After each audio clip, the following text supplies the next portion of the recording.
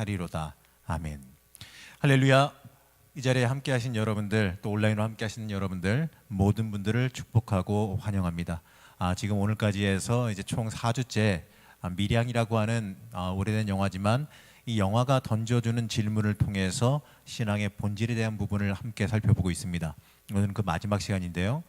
우리가 이 질문들을 살펴볼 때마다 불편하고 피하고 싶지만 이 민감한 이 질문들이 우리에게 중요한 이 신앙의 본질을 다시 한번 돌아보게 만들어 줍니다.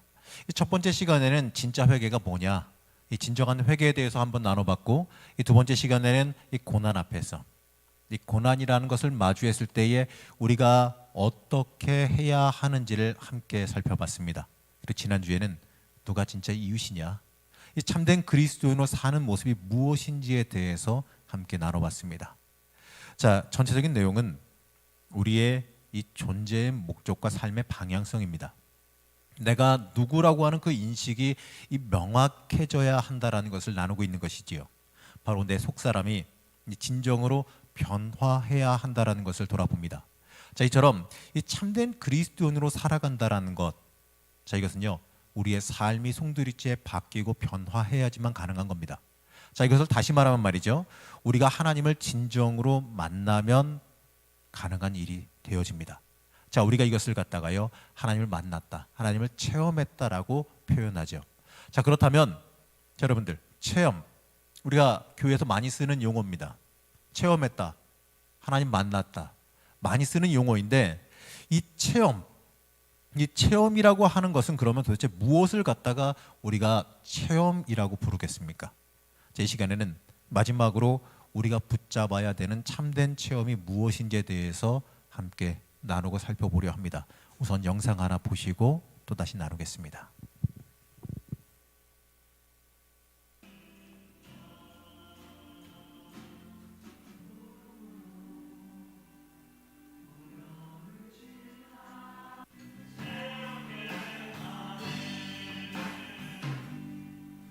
우리 마음을 주관하시는 하나님,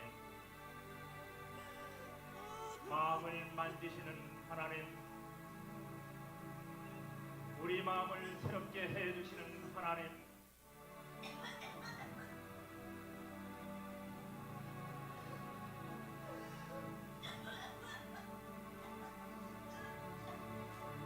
있는 마음을, 뭉쳐있는 마음을 풀어지게 해 주옵소서.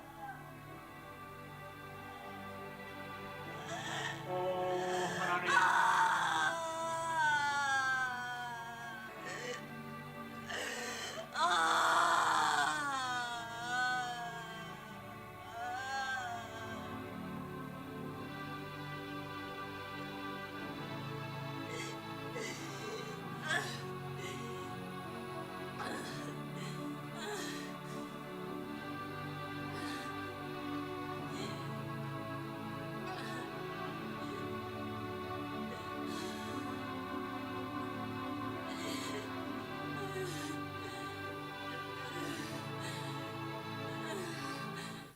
다시 태어난다는 말, 전에는 그게 무슨 말인지 몰랐거든요.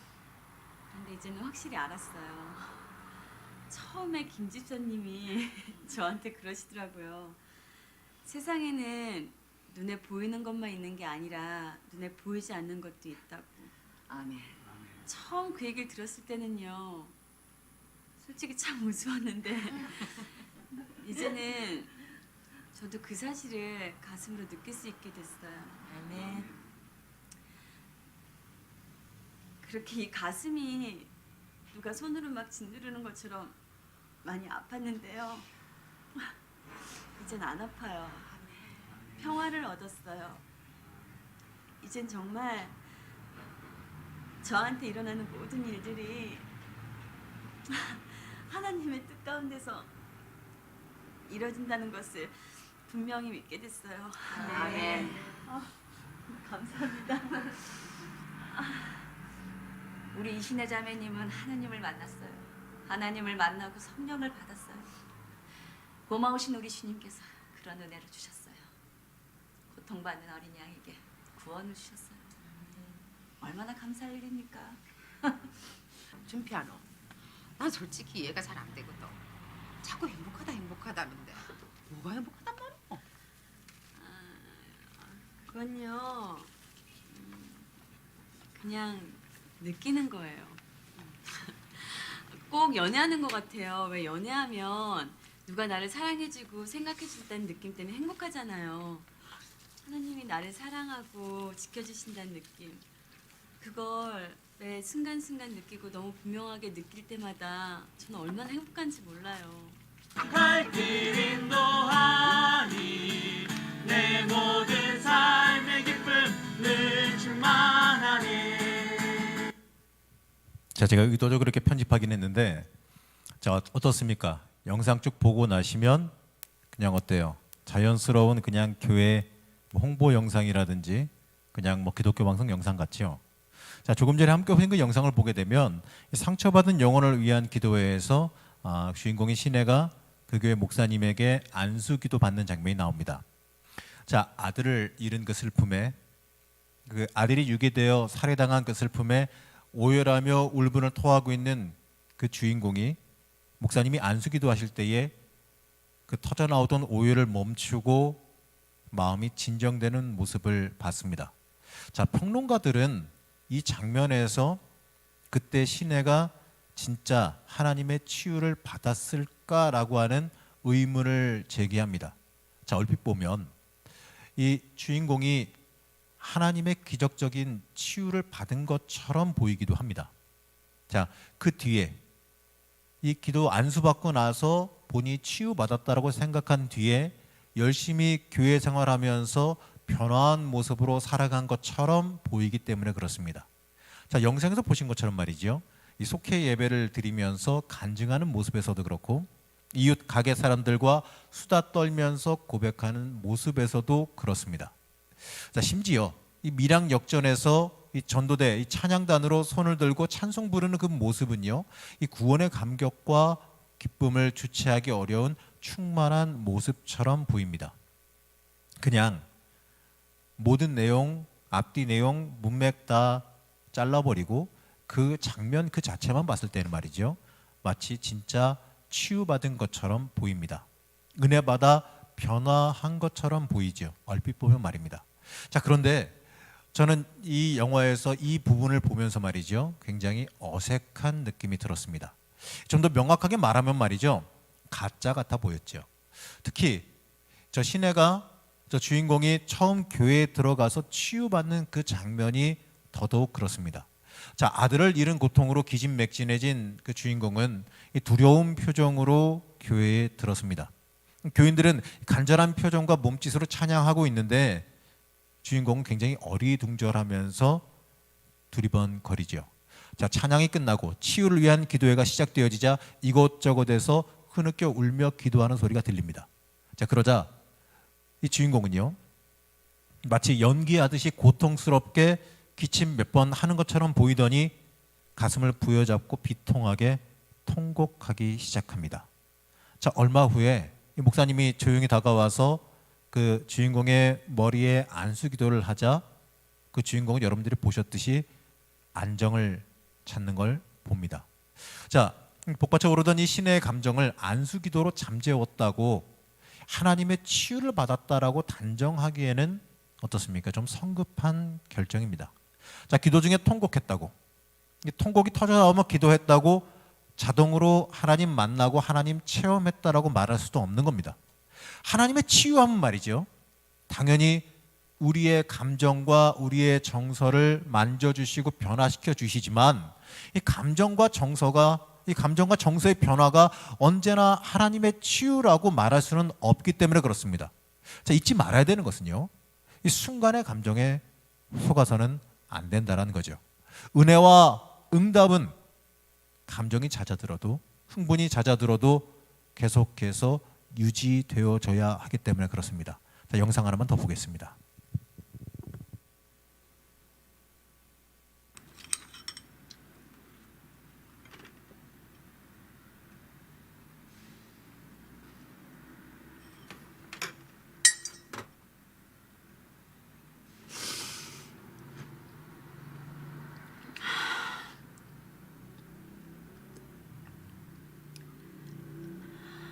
하늘에 계신 우리 아버지, 이름을 거룩하게 여겨오시며 나라의 몹시며 뜻이 하늘에서 이룬 것 같이 땅에서도 이루어지다. 오늘날 우리에게 일용할 양식을 주시고 우리가 우리에게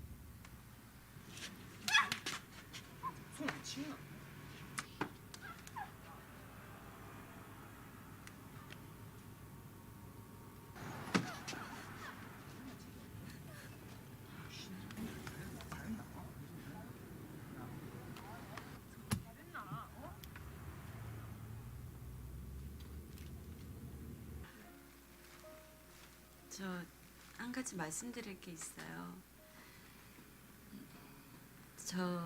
제가 여기 오면서 결심한 게 있는데요. 저 이번 주말에 교도소 면회 가려고요. 교도소 그 와. 제가 잘 아는 사람이 지금 교도소에 있거든요. 제 아들 죽인 범인이요. 그 사람 와면에 가려고 하는데. 용서해 주려고요. 저한테 너무 큰 고통을 안겨준 사람이긴 하지만 하나님이 원수를 사랑하고 용서해 주라고 하셨잖아요. 이신혜 씨 정말 대단하다. 근데 꼭 면회를 가서 용서를 해줘야 되나?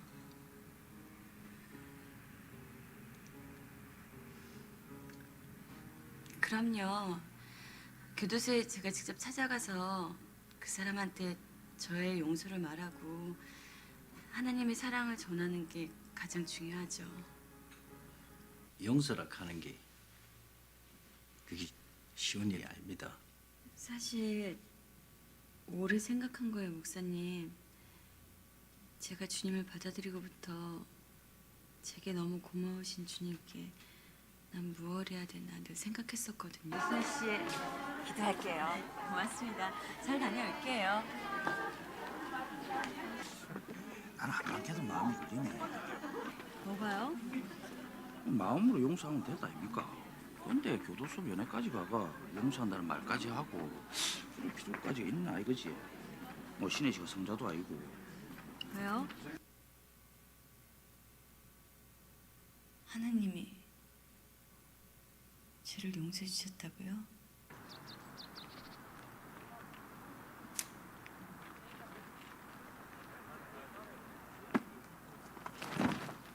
지금 링겔 맞고 있는데 뭐 의사 말이 정신적인 충격이 있는 모양인데.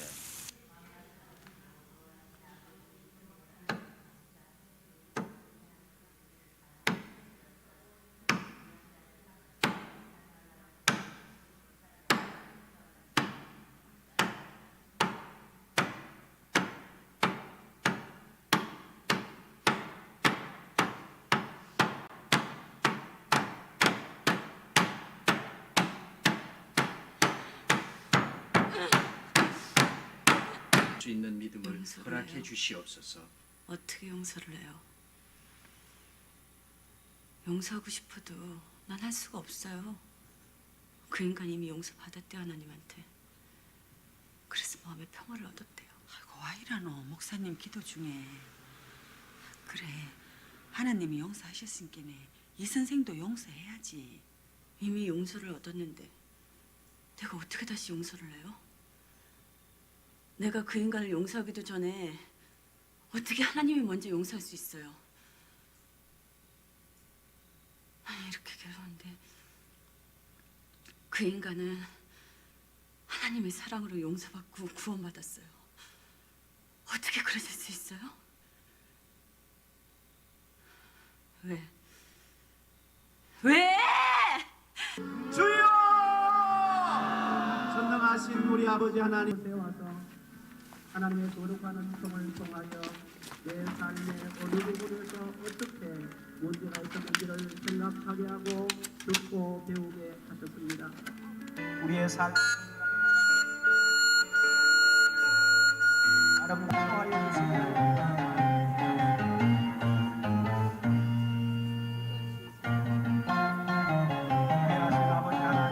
우리 성도들의 애씀과 거짓말이야.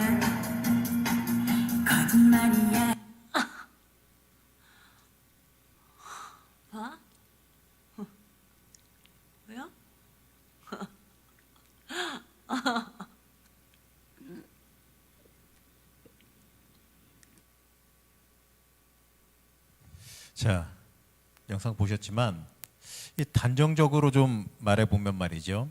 영상을 통해 본 이 주인공 신혜가 체험했다고 스스로 생각했던 이 하나님에 대한 체험은요, 절대로 진짜로 보기는 어렵습니다. 사람들 앞에서 행복한 표정으로 간증을 했지만 이 방금 본 영상에서 보게 되면 말이죠, 홀로 있을 때 모습은 전과 그리 이 달라지지 않은 모습을 보여줍니다.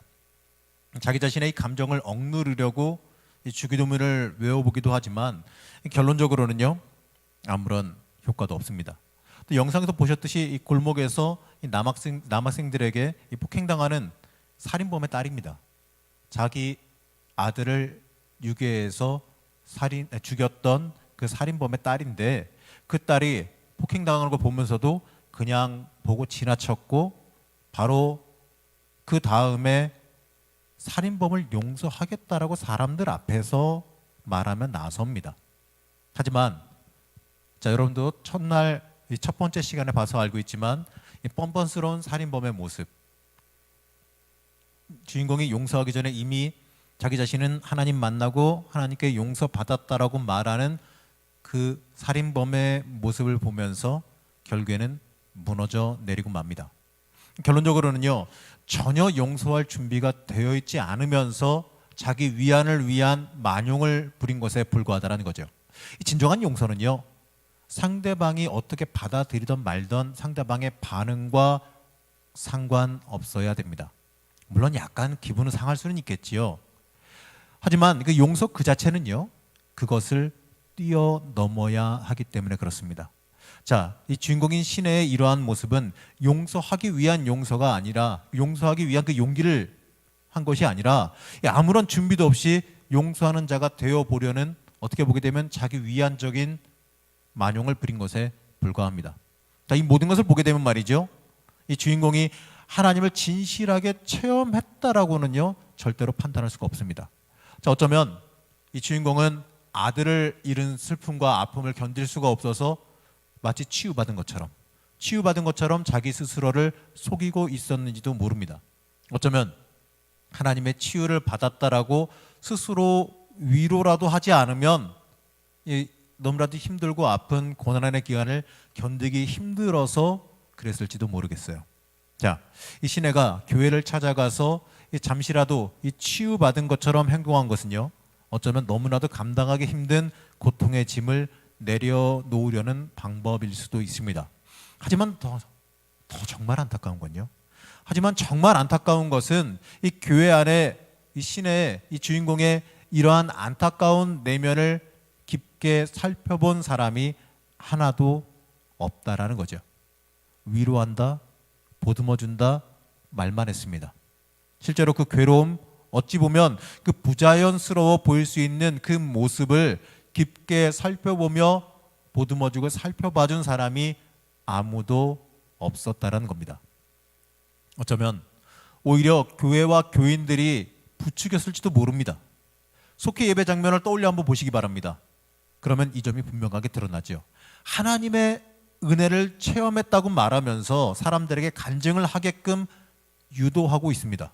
어쩌면 그러한 착각이 들게끔 강요하고 있는 것처럼 느껴지지는 않습니까?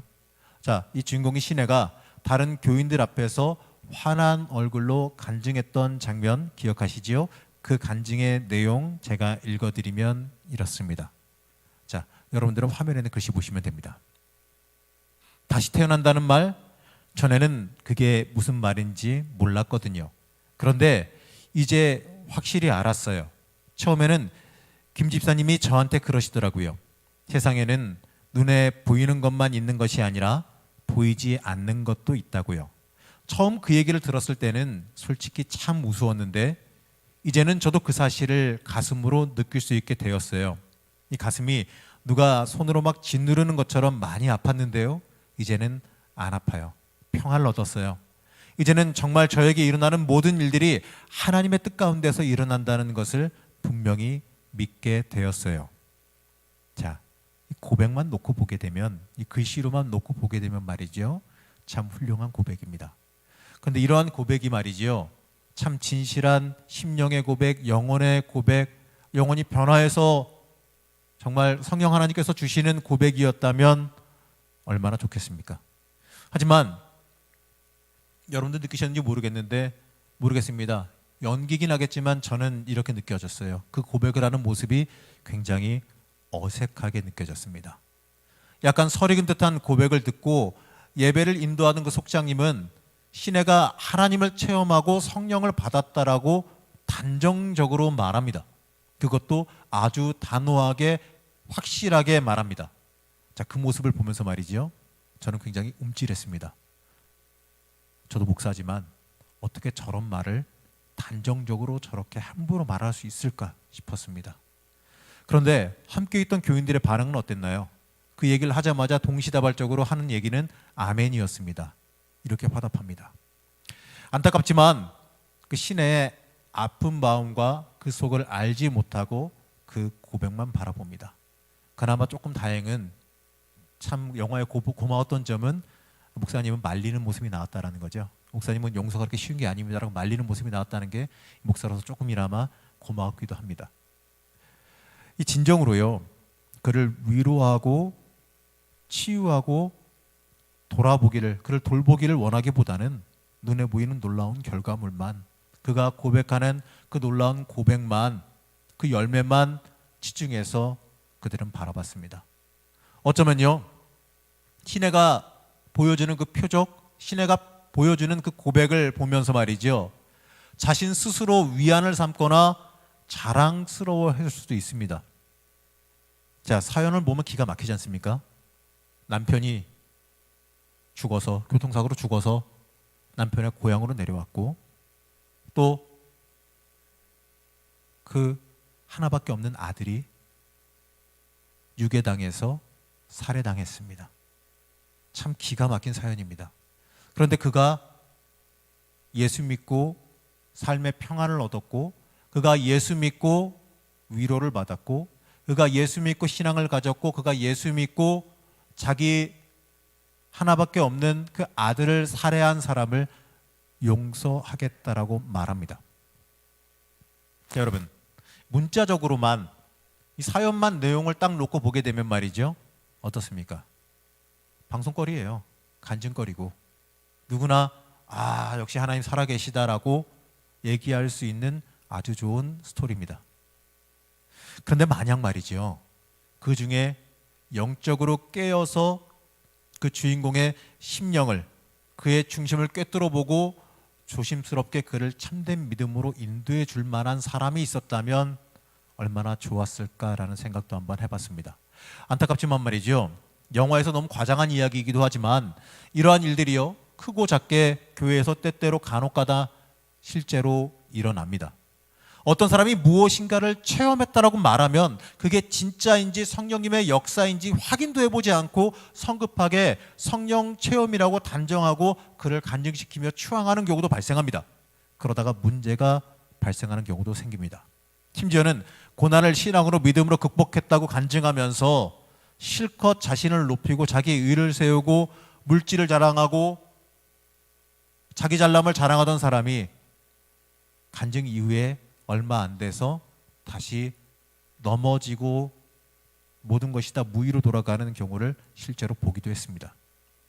자, 수년 전에는 말이죠, 곧 전쟁이 일어난다면서 참 코미디도 아니고 그거 따라하는 사람들이 참 무서웠는데 피지로 피난 가자고 했던 무리들 여러분 있었던 거 기억하십니까? 그 결론이 얼마 전에 재판 결과가 나왔는데 신도 폭행 및 감금 행위로 7년형을 받는 것으로 결국엔 끝났습니다. 그들이 지상낙원이라고 부르던 피지에서는요, 누군가의 유익을 위해서 간 사람들이 강제 노동만 하다가 도망 온 사람들만 있다. 이게 그 결론이에요. 여기에 동조했던 많은 사람들의 모습이 참 안타깝게 느껴지기도 합니다. 실제로 그 몇몇 무리들이 우리 교회에 와서 행패 부렸던 것도 여러분들 아시나요? 한번 예배 중간에, 코로나 이전에요, 와서 행패 부렸던 적도 있었습니다. 자, 이들은 하나님의 말씀을 전한다, 하나님의 예언을 전한다라고 말했지만 실제로는요, 하나님의 말씀 대신 자기 멋대로 자기 뜻과 자기 생각을 외친 것에 불과합니다. 여기에 대해서 예수님이 이렇게 말씀하십니다. 마태복음 24장 4절에서 5절 말씀을 제가 읽어드리겠습니다. 예수께서 대답하여 이르시되 너희가 사람의 미혹을 받지 않도록 주의하라. 많은 사람이 내 이름으로 와서 이르되 나는 그리스도라 하여 많은 사람을 미혹하리라. 아멘. 무엇인가 봤다라고 외친다면 무조건 배척하는 건 안 좋지만 어쨌든 간에 확인도 해보지도 않고 말씀을 기준으로 하나님이 주신 선물인 이성으로 판단해 보지도 않고 무조건적으로 열광하는 모습은요, 굉장히 안타까운 모습입니다. 체험이요? 물론 있습니다. 있는 거 사실입니다. 하지만 체험은 분별하고 확인할 시간이 필요합니다. 그러지 않으면 자기 스스로도 그게 체험이라고 생각하다가 나중에 그게 가짜였구나라는 것을 깨닫게 되면 말이죠, 배신감, 허탈감 이런 것을 느끼게 되어 있습니다. 그리고 그러한 것은요, 여러분의 신앙 발전에 전혀 도움이 되지 않습니다. 그리고 진짜 체험을 했더라도 말이죠, 그 진정성을 잃어버리고 타락하는 경우도 많습니다.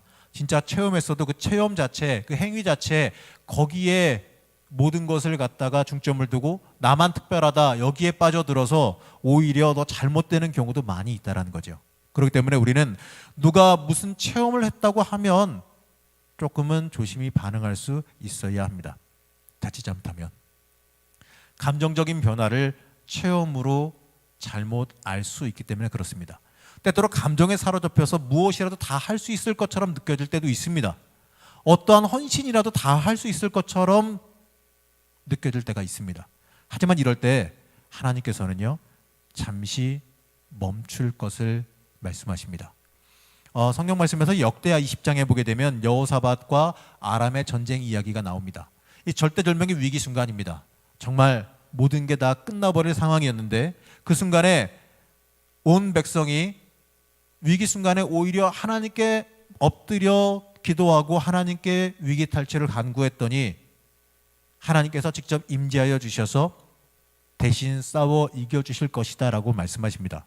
그런데 열광하는 백성들 앞에서 말이죠, 하나님께서 해결의 시간을 명확하게 말씀해 주십니다. 지금 당장이 아니라 내일입니다. 제가 이 말씀 한번 읽어보겠습니다. 역대하 20장 17절 말씀입니다.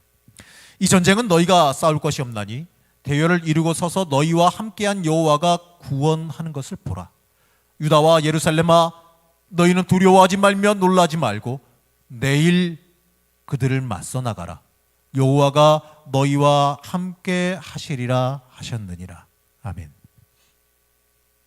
자, 지금이야 이 말씀을 들은 하나님께서 직접 친히 임재하여 주셔서 너희들 싸울 거 없어, 내가 대신 나가 싸워줄게, 걱정 마, 이렇게 말씀하셨을 때, 하나님께서 임재하여서 직접 말씀해 주셨을 때 그 말을 듣는 그 순간에는요, 나가서 죽으라면 죽을 것 같아요. 하나님께서 나가서 싸우라 그러면은 당장 맨손으로도 달려나가서 싸울 것 같은, 뭐라도 할 수 있을 것 같은 마음이 들지만 하루 정도 지나면서 내 마음의 열광적인 감정, 나를 흥분시키는 그 감정이 가라앉으면 내 마음에 의심이 올라올 수 있습니다.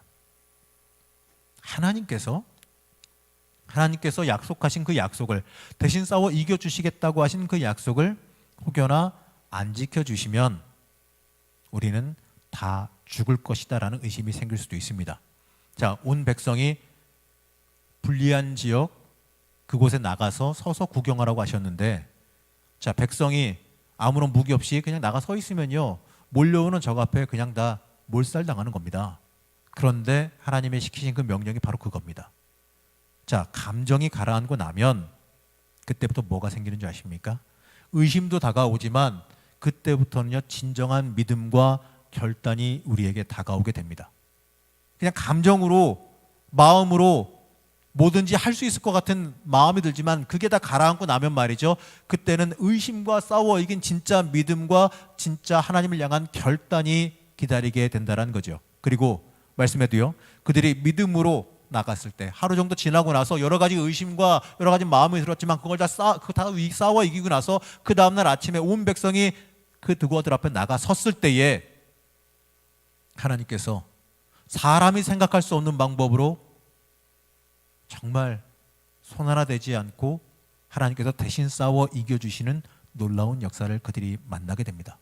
그리고 또 더 놀라운 건요, 그들이 그 믿음으로, 정말 믿음으로 순종하고, 열광이 아니라 믿음으로 순종하고 달려나갔을 때에 전쟁이 끝나고 나서 생각하지도 못한 전리품까지 챙기게 되는 놀라운 승리를 그들이 경험하게 됩니다. 이처럼 말이죠, 이 진정한 체험은요, 감정에 좌우되는 게 아닙니다. 감정을 넘어서서 믿음과 결단으로 이어지게 되어 있기 때문에 그렇습니다. 그들이 만약에 감정이 앞서서 하나님이 내일이라고 말씀하셨지만 지금 하나님께서 이겨주신다고 그랬으니까 지금 달려나가도 싸워 이길 것 같아 하고 달려나갔다면 그들이 그런 결과 맞이하지 못했을 거예요. 자, 감정이 앞서면은 하나님이 일하시려고 하시는 시간, 하나님께서 역사하시려고 하시는 그 계획, 이것을 오버페이스로 넘어서게 됩니다. 그러면 내 오버페이스로 인해서 때때로 주실 응답도 못 받게 되는 경우도 존재한다는 거죠. 감정이 아니라 감정을 넘어서서 믿음과 결단과 하나님께서 인도하시는 것 앞에 철저히 순종하는 순종으로 이어져야 된다는 거죠. 그렇기 때문에 우리는요, 때때로 열심히 기도하면서 기도원에서 은혜 받고 또 그 감정에, 기도받은 그 감정에 특별한 체험을 한 것처럼 급격하게 나서서 달려가기보다 천천히 묵상하며 그 체험을 내 진정한 삶의 고백으로 받아들일 수 있어야 된다는 겁니다. 체험을 간증하고 고백하려면 적어도 영적인 체험이 그 사람 삶에서 충분히 숙성되고 좋은 열매로 나타나고 난 다음에 그 사람의 영성이 충분한 성숙한 후에 해도 늦지 않는다는 거죠. 자, 그렇다면 이 진짜 성령 체험은 그럼 어떻게 분별할 수 있겠느냐? 물론 이게 정답이라고 말할 수는 없습니다. 정답이라고 말하기는 쉽지 않습니다. 하지만 마치 모범 답안 제시하기는 어렵더라도 어느 정도 분별하기 위한 기준은 제시해 볼 수가 있는데, 그 기준을 제시해 보면 이렇습니다. 그 첫 번째는 이 진정한 하나님의 체험은요, 내가 어찌할 수 없는 변화를 나에게 가져옵니다. 이 하나님 체험은요, 본질적으로 우리의 통제 밖에서 일어나는 일입니다. 사도 바울, 바로 그가 사울이라 불리울 때 그가 다메섹 도상에서 만난 그 회심을 생각해 보시기 바랍니다. 다메섹으로 가던 길에서 불가항력적으로 압도하는 영적인 체험을 하게 됩니다. 그때 주님을 만나고 거부할래야 거부할 수 없는 믿음을 그가 가지게 되지요. 이 진정한 체험은요, 이처럼 피할래야 피할 수 없는 확실한 우리의 인생의 변화를 가져오게 만들어줍니다. 그리고 두 번째는 내적인 변화가 순간이 아니라 지속되어집니다. 한번 스쳐가는 것을요, 체험이라고 말할 수 없습니다. 일순간의 감정에 불과할 수도 있습니다. 체험으로 인해 믿음이 생겼다면 그 믿음은요, 지속되어져야 됩니다.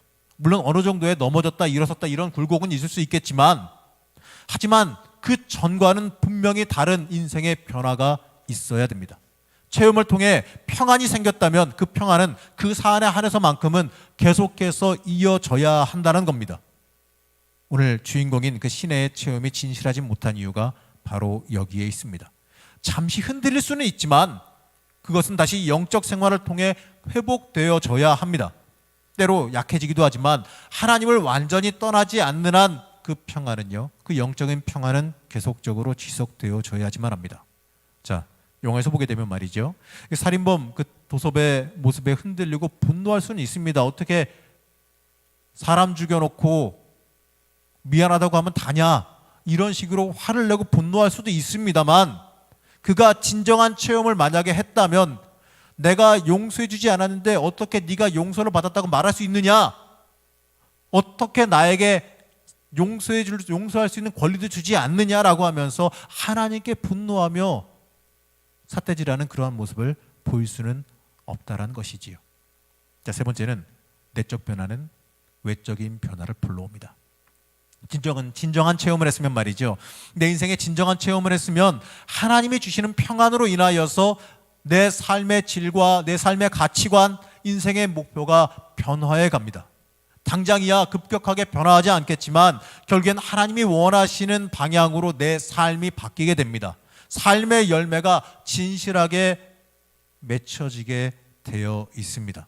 자, 사도 바울은 다메섹 도상의 체험을 하고 나서 전혀 다른 사람이 되어졌습니다. 갈라디아서 2장 20절 말씀에서는 이렇게 말씀합니다. 제가 읽어드리면 이렇습니다. 내가 그리스도와 함께 십자가에 못 박혔나니 그런즉 이제는 내가 사는 것이 아니요 오직 내 안에 그리스도께서 사시는 것이라. 이제 내가 육체 가운데 사는 것은 나를 사랑하사 나를 위하여 자기 자신을 버리신 하나님의 아들을 믿는 믿음 안에서 사는 것이라. 아멘. 기독교에서 말하는 체험은요, 한순간에 획가닥 변하는 급격한 변화만을 말하는 게 아닙니다. 체험은 특별한 누구에게만 특별한 역사로 임재하는 게 아닙니다. 보통의 누구에게나 다 다가옵니다. 여러분 이 자리에 앉아 계신 여러분들 설마 나에게도 있을까 싶지만 나에게도 다 다가옵니다. 성령님이 지금도 우리를 위해서 역사하신다면 그러면 왜 우리는 그 모습, 그 형상, 그것을 잘 볼 수 없느냐라는 질문을 하실지도 모릅니다. 물론 여기에도 아까처럼 명확한 대답을 해드릴 수는 없지만 이렇게 생각해 볼 수는 있지요. 자, 첫 번째로는요, 성령의 체험은 내가 어쩔 수 없이 내가 어떻게 통제할 수 있는 것이 아니라는 것을 인정하며 살아야 됩니다. 자, 성령님은 마치 바람과 같이 다가오십니다. 자, 히브리어 성경에서는 성령을 루아흐라고 말하고 헬라어에서는 푸뉴마라는 단어로 표현합니다. 이 단어는 뜻은요, 숨, 바람 이렇게 해석할 수가 있어요. 자, 우리가 선풍기 말고 밖에서 불어오는 바람을 제어할 수 있습니까? 없죠. 그것처럼 성령의 역사도 성령이 불어오시는 그 불어오심도 우리가 제어할 수 없습니다. 우리가 할 수 있는 일은 성령님께서 우리에게 불어오시도록 사모하고 기다리는 것입니다. 그리고 알아야 되는 것은 말이죠, 우리가 성령 체험을 바라는 열망보다 성령께서 여러분들을 만지시고 여러분들을 갖다가 변화시키시고 도우시려고 하시는 그 열망이 더 크다라는 것이지요. 길을 잃어 부모를 찾아 헤매는 어린아이가 있다고 한다면 그 아이가 부모를 찾는 심정보다 아이를 찾으려는 그 부모의 심정이 더 간절한 겁니다. 이것과 마찬가지입니다. 두 번째는 성령의 체험을 위해 우리가 할 수 있는 일이 전혀 없다? 아닙니다. 있습니다. 바람이 불어오게 만들 수는 없지만 어떻습니까? 바람이 잘 부는 곳에 내가 나가 있을 수는 있는 거 아닙니까? 성령께서 강력하게 활동하시는 환경 속에 내 자신을 노출시키려고 하는 그 노력은 할 수 있는 겁니다. 바로 영적인 생활입니다. 예배, 기도, 찬양, 말씀 묵상, 또 하나님 전에 나와서 수고하고 봉사하는 이 모든 일, 이런 것들로 인하여서 우리가 성령님의 활동하심에 나를 갖다가 많이 노출시킬 수 있다는 거죠. 세 번째는 체험이라고 하는 이 고정관념에서 좀 벗어날 필요가 있습니다. 자, 우리는요, 너무 드라마 같은 것에 익숙해져 있어요. 너무나도 극적인 체험에만 익숙해져 있습니다. 감각적이고 눈에 보이고 뭔가 크게 사건적인 것들이 일어나야지만 하나님의 체험이라고 여기는 듯해요. 뭐 이빨이 금이빨로 변해야 성령의 역사로 여기기도 하고, 사람이 툭 치면 뒤로 넘어가서 뭐 기절하고 이래야 성령의 역사라고 말하는데, 당장 눈으로 볼 수 있는 변화가 있어야지만 성령의 역사라 생각한단 말이죠. 그래서 항상 성령이여 오시옵소서라고 외쳐야 된다는 말입니다. 하지만 말이죠, 우리는 늘상 성령님의 역사하심 아래 살아갑니다. 눈으로 보이든 보이지 않든. 예수님 오신 이후로, 예수님 승천하신 그 이후로 지금까지 성령님의 역사하심과 주관하심은요, 우리의 인생 속에 앞으로도 계속되어집니다. 바람은 다양한 모습으로 불어옵니다. 미풍으로 아니면 때로는 태풍으로 불어옵니다. 아무것도 느낄 수 없을지라도 바람은 불고 있습니다. 이처럼 성령님의 역사하심과 은사는 다양합니다. 성령님의 역사하심은 때로 우리의 감각으로 알아차릴 수 없을 때도 많습니다. 오직 영적인 민감성만으로만 알 수 있기 때문에 그렇습니다. 혹시 그리스도인이라고 말하면서, 신앙인이라고 말하면서 내가 성령 받지 못했다라고 생각하시는 분들 계십니까? 그러나 대부분의 여러분들은요, 이미 성령님의 활동하심 아래에서 살아가고 있습니다. 우리는 이 성령님께 나를 맞추고 조율할 줄 알아야 됩니다. 지금 여기에도요, 우리 눈에 보이진 않아서 모르겠지만 많은 방송 전파들, 와이파이 뭐 이런 거 다 날아다니고 있어요. 그것을 라디오나 뭐 이런 걸 잘 잡으면 방송도 나오고, 여러분들 와이파이 잡으면 인터넷도 되고 이럽니다. 이처럼 우리에게 지금 찾아와 계시는 성령님께 우리가 맞춰지고 조율되어진다면 영의 눈이 열려 여러분도 참된 신앙의 체험, 영적인 체험, 하나님 만나고 하나님이 도와주시고 하나님이 이끌어 가시는 체험을 하게 되어 있습니다. 여러분 일생에, 여러분 평생에 아주 강력한 체험 한 번을 경험하길 원하십니까? 아니면 항상 사소해 보일지라도 하나님의 체험을 늘 매 순간순간마다 하며 살아가시길 원하십니까? 하나님은요, 절대로 멀리 계신 분이 아닙니다. 어느 위기의 순간에 갑자기 나타나서 사건 해결하고 사라지는 슈퍼히어로가 아니라는 거죠. 늘상 우리의 삶 속에서 항상 동행하시는 분이 성령님입니다. 그렇기 때문에 하나님의 이 특별한 사건을 통해서만 여러분들을 만나주시는 게 아니라 하루하루 평범한 일상 속에서 여러분들을 만나주고 계시고 지금도 만나고 계십니다. 여러분 생각해 보시기 바랍니다. 내 삶 속에서 역사하시는 하나님을 만나게 된다면 여러분 얼마나 기쁘시겠습니까? 우리의 삶 속에서 하나님이 멀리 계시는 것처럼 느껴진다면 우리의 마음이 무뎌져 있다는 것을 한번 인식해야 됩니다. 하나님이 계시지 않는 것처럼 느껴진다면 우리의 마음의 눈, 영의 눈이 멀었기 때문입니다. 내 일생에 한 번도 하나님을 체험하지 못했다라고 여러분들 생각하신다면 우리의 영적인 감각이 무뎌지고 죽은 겁니다. 오늘 함께 읽은 말씀 함께 한번 봤으면 좋겠습니다. 시편 62편 1절에서 2절 말씀 다시 한번 읽겠습니다. 나의 영혼이 잠잠히 하나님만 바라며 나의 구원이 그에게서 나오는도다. 오직 그만이 나의 반석이시요 나의 구원이시요 나의 요새이시니 내가 크게 흔들리지 아니하리로다. 자, 우리는 하나님의 역사하심을, 나에게 다가오심을 매 순간순간마다 잠잠히 바라며 살아갈 수 있어야 됩니다. 하나님은 급격하게도 오시지만 대부분 우리의 삶 속에 이 미량이라고 하는 영화의 제목처럼 비밀 햇볕, 이러한 뜻을 지닌 제목처럼 영이신 하나님은요 마치 비밀 햇볕처럼 우리에게 다가오십니다. 하나님이 없다고 느끼는 바로 그 순간에도요 하나님은 우리와 함께 하십니다. 아무것도 없다라고 생각되지만 그 순간에 우리의 길을 보여주고 계시고 이미 인도하고 계시고 내 길을 정리하고 계시고 예비하고 계십니다. 바람 한 점 없는 것처럼 느껴지는 날에도요 사실은 미풍이 불어오고 있듯이 하나님은 항상 여러분들을 위해서 일하고 계십니다. 그렇기 때문에 우리는 하나님을 느끼기 위한 묵상, 하나님을 만나기 위한 하나님을 향한 신뢰와 믿음이 우리의 삶을 주관하게 만들어야 합니다. 우리 인생에서 다가오는 이 비밀 햇볕을 느낄 수 있는 영적인 예민함이 있다면 우리는 항상 매 순간순간마다 하나님의 임재하심 안에서 하나님의 손길을 체험하며 살아가게 될 겁니다. 그게 우리가 매 순간순간 추구해야 되는 참된 체험의 삶입니다. 그냥 큐티하고 말씀 한 절 보고 오늘 내 분량 다 채웠어, 내 할 의무 다 했어 이러는 게 아니라 순간순간 하나님을 내가 느끼며 살아가기를 늘 소망해야지요. 사랑하는 청년 여러분, 청년 시절에 하나님의 임재하심을 체험하기를 소망하시기 바랍니다. 나중에 나이 먹고 하지요 뭐 이렇게 미루지 마십시오. 왜 그 좋은 걸 왜 다 늙어서 체험하려고 그래요? 여러분들의 인생에 여러분의 젊은 시절에 성령 하나님의 살아계심과 성령 하나님의 만지심, 여러분과 동행하심을 체험하게 된다면요 감히 장담하건대 여러분의 인생 달라집니다. 여러분의 인생 변화합니다. 여러분의 인생 정말 나는 알지 못하지만 여러분의 인생은 정말 놀라운 복과 은혜, 하나님의 역사하심, 하나님과 동행하심, 하나님이 어떻게 쓰실지 모르겠지만 어마어마한 일들을 여러분들은 경험하시게 될 겁니다. 급격하게 드라마틱하게 내 인생 한번 인생 역전을 원하면서 한 방에 해결하기를 바라면서 요행을 바랄 게 아니라 나와 매 순간순간 내 인생 전체를 통틀어서 동행하시며 내 길을 인도하시는 하나님 체험하시기를 여러분들 열망하고 소망하시기 바랍니다. 그러기 위해서요 일상 속에서 역사하시는 하나님의 만지심을 늘 소망하시기 바랍니다. 어느 특별한 체험에 획가닥 넘어가지 마십시오. 그게 여러분의 인생을 갖다가 좌우하지 못합니다. 잠잠히 오늘 말씀처럼 여호와 하나님을 바라보십시오. 내 삶 속에서 역사하시며 내 삶을 감싸 안으시는 그 하나님의 만지심을 여러분들의 삶 속에서 이 젊은 시절 속에서 체험하고 경험하실 줄로 믿습니다.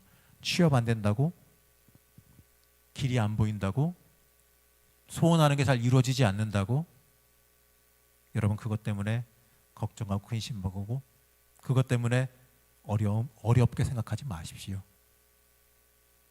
그게 여러분들 인생에 있어서 가장 어렵고 힘든 일일 수는 있습니다. 물론 어렵고 힘든 일입니다. 하지만 그걸 바라보고 하나님 뭔가 좀 기적적으로 드라마처럼 특별한 일이 좀 일어나게 해주십시오. 미안하지만요 그렇게 역사하지 않으십니다.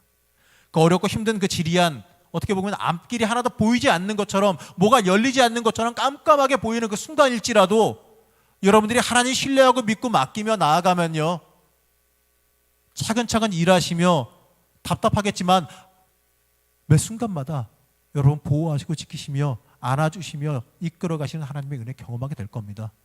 하나님께서 여러분들 일하십니다. 예비하십니다. 하나님께 믿고 신뢰하고 맡기시기 바랍니다. 어느 순간 뒤돌아보면 응답하신 것, 가장 내 인생 좋게 이끌어 가신 것도 여러분 나중에 돌아보며 고백하며 감사할 날이 올 줄로 믿습니다. 여러분, 참된 영적인 체험, 내 인생의 주인 되시는 하나님 만나는 체험하시는 여러분들 되시길 바랍니다. 잠깐 기도하겠습니다.